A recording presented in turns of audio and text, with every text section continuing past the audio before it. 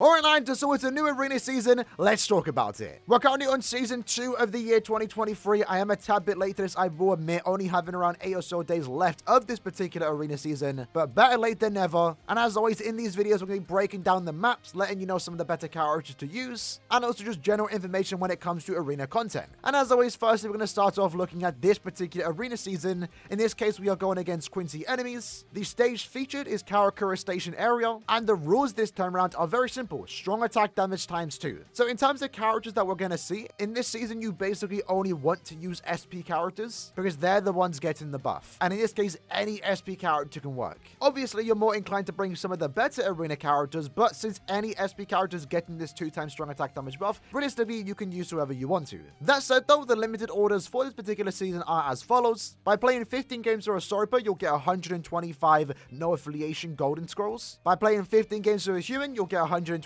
Sparta golden scrolls. By winning 10 games of a heart character, you'll get 300 arena medals. These are some of the more important ones. If there's any arena challenge you want to complete when it comes to arena content, it is the ones giving you the medals because you can use those to buy a 6-star ticket or to buy orbs. Following along that though, if you win 10 games of a speed character, you'll also get 300 more medals. By winning 10 games of a mind character, once more you'll get 300 more arena medals. And then by playing 20 games of an Aaroniero character, you'll get 300 more arena medals. And then finishing up by playing 20 games of a power character, you'll get 300 more arena medals. By completing all the medal challenges, you'll get around 1,500 medals, and that will almost allow you to buy the orbs. But obviously by doing that, you're going to be leveling up your characters, ranking them up, playing games too, so you'll also get more arena medals just by doing these challenges. In addition to that though, by just playing the game mode itself, you're also going to be getting a bunch of arena points. That will help you progress the arena pass, and then you're also going to get a bunch of these to max your characters. And then also by playing 50 arena games, you are getting yourself 25 orbs. There's also this one too. I kind of forgot about this one because I haven't done it personally yet. By playing 25 games, you are getting around 500 mind links or potions. Feel free to do that one if you want to. For me, I'm not really stressed about it, so that's why I haven't done it just yet. And then remember, if you also rank high in your season league, you're also getting more medal saves, so that's going to also contribute to you buying stuff from the shop, whether that's a 6-star ticket, orbs, or some other material. Next up though, let's have a look at some of the better characters you can use for this particular arena season. Now keep in mind, as already mentioned, the main rule you want to follow here is strong attack damage times 2. So that essentially means that ideally you want to be bringing SP characters. If the rules were merely damage times 2, ranged, or Cerberus for example, then you can maybe get away by bringing a defensive character or more so a normal attack damaging character, and in that case they would offer some great defense but also offense too. In this case for example, if you bring someone like Yami, damage wise he's not going to be as offensive and you're going to be quite slow on the DPS factor when compared to someone like Ichigo, but still these NAD characters offer some value because they're again defensive characters. You want to stack them with full DR, and in this case that defensive list is some of the better characters you can bring, more so Yami, as he is again always offering you that 200% last day survival. That is great in just slowing down the enemies, especially because these SP characters that we do have in this list, some of them get really fast, especially the big three right there, Ichigo, Oryu, and also Okura. They are just so fast when it comes to killing NPCs, and they do it right from the get-go. They don't need to build up damage here to the point where if you can bring maybe one defensive character like that, Yami for example, it's going to slow them down a tad bit. Same goes to Okura being a ranged NAD character with a +5 barrier and also a debuff, so that's going to slow them down too, remove their buffs, lower their stats. Soifon, very similar, last ditch survival and also a 5 barrier. And then Aizen, very similar, last ditch survival, 5 hit barrier. And Aizen can be quite an offensive character to be fair, so he's not too bad. But having a bigger look at the offensive list of characters, as already mentioned, Ichigo still basically the best arena character. Man just goes through everything. The only thing that's stopping Ichigo is basically barriers, but even then this character has frenzy +3 in arena. He is going to be destroying them barriers very quick. Okura and also Uryu are just very similar characters in what they want to do. Again, once more just very fast characters. And basically same can be said for some of the other characters here. Some are obviously better. Most of these characters here do have last ditch. Most of them also start with the +2 startup item, which is also really good as it does give them 66% extra stats. And any extra buffs you do get along the way will basically ensure that whatever NPC you go against, you're basically going to be one-shotting. And this particular map is quite big, so having long stride, for example, is always going to be ideal here. So feel free to use any of these characters. They're all going to perform relatively well, especially if you have a good team to back you up. And as always, next up, let's break down the map. It's very important when you are playing Arena, you know exactly where to go and where you should be holding down areas, especially if you are playing with a team. As always, it is recommended you are playing with a bunch of friends. If you can do that, you're going to have a much easier time, even if you are using worse characters. If you can communicate and know exactly where you should be playing, that's how you basically go on massive win streaks and you can start competing in like R10, for example. But even playing by yourself, it's still important to know these things because a lot of players still don't know exactly what they should be doing in these massive maps when it comes to Arena. Now, in this case, I believe we are in the Karakura station area. So this is how the maps are going to be as follows. As always, know what the icons do mean. Again, shout out to whoever made this map. Still don't know who actually made it, but much credit to them. In this case, the blue triangles are going to be the NPCs, and this is where they are going to spawn. These are the bosses you want to kill to lower their gauge if you're trying to go for a score steal. The red circles are going to be the mob spawns, and these are going to be the little enemies that really don't offer much of a struggle, but if you do defeat them, you're going to be raising your gauge to try and stop the opposing team from stealing your score. And then you're going to have the boost. That's the yellow boxes. These boxes either offer you 33% extra stats or an extra soul bomb. So it's very important you grab them, and they spawn like every 20 to 30 seconds. A lot of times I am playing Arena, I see no one grab them, and that's how ultimately you're going to lose, because as you defeat the NPCs, they're going to get a bit stronger. So getting these buffs when you possibly can is going to allow you to have a much easier time against those particular NPCs. But in this case, looking at map 1, very symmetrical map. In this case, you're going to have a big square area in the middle and then 4 different corners that you want to hold down. In this case, you have 3 teammates, right? And in this case, because we are teams of 3, ideally what you want to do, if you possibly can,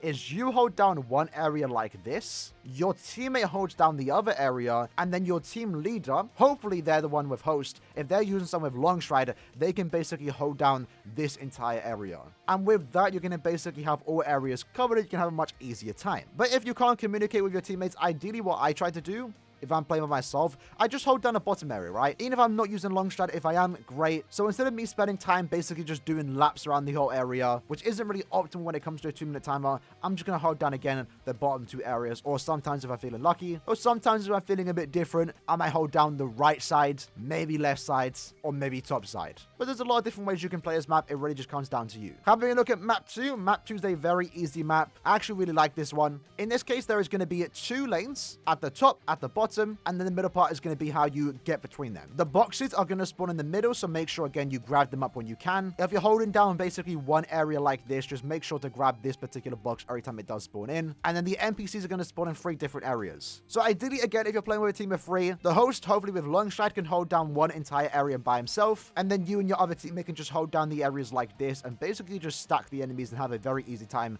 getting a lot of points. If you're not playing with a team, though, again, I recommend trying just to hold down one area. The way I play if I'm playing by myself is that I just stay on the bottom side, or maybe at the top. It really depends. Very rarely am I going back and forth between top and bottom unless I really need to help out my teammates. Otherwise, I'm going to stay down at the bottom and just rely on my teammates to hope that they can kill the NPCs to send them back to me, because once they do, I'm going to send them right back, and that's how we're going to stack our points. So yeah, map 2 is a very easy map. It's just 2 lanes. You choose which one you want to be in. And then we come to map 3. Map 3 is a map that I'm not really I don't like it. I'm going to be honest. I don't like it. It's a very simple map though, and it's very symmetric across all the way. But essentially what we're going to do here is have 3 lanes in the middle, top, and also bottom. What you will notice here is that this is where you're going to spawn, but you don't really have anything going for you here. So never be in the middle part of the map. Ideally, when you are playing, is that you want to either just like cycle around the entire map like that, or again, hold down an entire area. If you have long stride, this map is going to be great for you because it does allow you to cover all waves. And while you're doing that, whenever a box does spawn in, you can just grab it from there. And at the same time, you can also play it like this. Again, there's many different ways you can play the map like that. This, for example, ideally once more, if I'm by myself, I try to stay at one side of the map and don't really like to go back and forth. So personally for me, I try and hold down the bottom side because that then does allow me to try and get,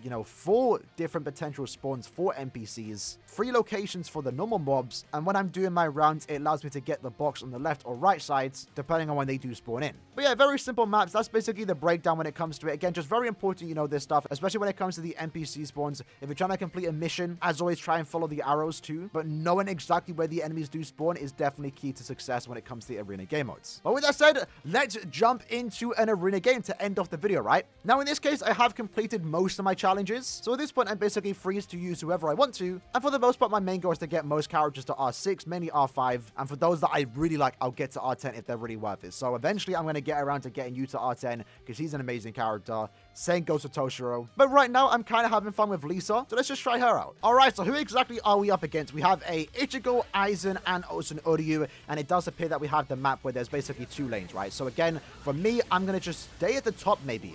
Actually, let's keep an eye on the Okuro. So Okuro is going to be our main guy for our team. You know, up Ichigo can be quite fast too. But let's try and stay away from that Okuro. So since they're up here, I'm going to go down to the bottom and take any enemies that spawn in. There aren't any right now, so that's fine, but they're going to cycle through them. So at this point, let me just, I guess, focus on the little mobs. But Aizen did spawn in, so let's take him down. Aizen is a sniper, so we have to be careful here. He is going to dodge 50% of our attacks. But as you can see, we're just playing the waiting game. Most of the NPCs are up at the top, and they're going to deal with them. So I'm just going to hold down the right side so I can send it right back to them. Going to kill some of these little mobs too to hopefully get some new spawns in. Looks like they're all sitting at the top though, but it's fine. We're going to trust the process, right? We're really getting lucky. I'm pretty sure they're overlapping them here. Okuro does not need to be down here. He should go right back up to the top. I got the bottom side here, and now we're getting a couple more spawns so I can finally put in my strong attack work. I'm actually on a +4, which is very surprising. Keep in mind, Lisa does not start with the power item, but there's a free box there, so it's kind of annoying that no one's grabbing that. And then there we go. We got the mission last second. Lovely to see. I'm on +6. Have no idea how, but at this point, we're basically one-shotting, right? There we go. The Ichigo goes down. Gonna go to here with the Aizen. We should be able to one-shot. Yeah, we're one-shotting it. Especially when we get the SP boost. That's gonna allow us to do a lot of work here. Got a bunch of enemies to kill here. Lovely. They're gonna score still, though. Hopefully, we can go back. If the Okuro can go back to the top, that'd be nice. All the enemies are there. Look at that. He's a bit hectic right there. And we should get a last-second score still. Absolutely lovely. And with that, we basically won the game. It was a close one for a second, but we are golden. Not too bad. Not too bad. Good job, lads. And we somehow ended up being MVP. How did that happen? Okay. But yeah, with that said, lads, that was the video for today, breaking down this new arena season. Again, for me, since I completed most of my challenges, at this point, I'm just going to use whoever I want to. Probably going to push for Okuro and also Tojo to get to R10 this season. And maybe get this character to R5 just to say I've done it. But I hope this video was able to help you lads out, get a bit of an extra understanding on how you should be playing this arena season. Hope you lads enjoyed the video, and I'll see you lads next time. Take care, and peace.